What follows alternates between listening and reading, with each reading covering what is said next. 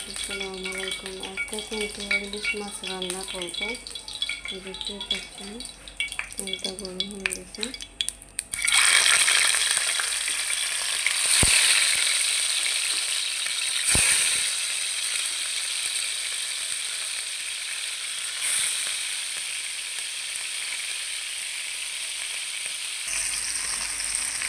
তো অলরেডি আমার মাছ ভাজা হয়ে গেছে।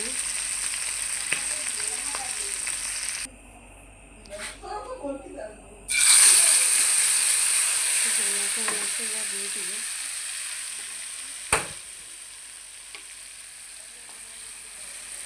মশলাটাকে ভালোভাবে লাল করে নেব। দেখতে পাচ্ছেন খুব সুন্দর একটা কালার। আর ইলিশ মাছ ভেজে নিয়েছি।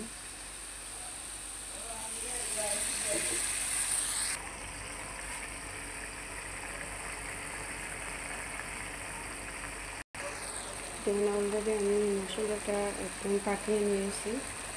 এখন দিয়ে দেবো মাছ। দেখতে পাচ্ছেন ইলিশ মাছ আমি দিয়ে দিব।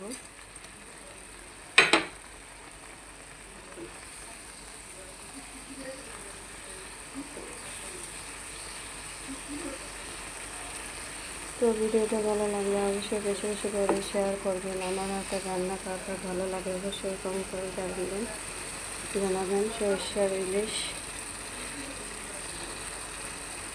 আমার খুবই ভালো লাগে খেতে। কেমন হয়েছে ইলিশ মাছের রান্নাটা অবশ্যই জানাবেন।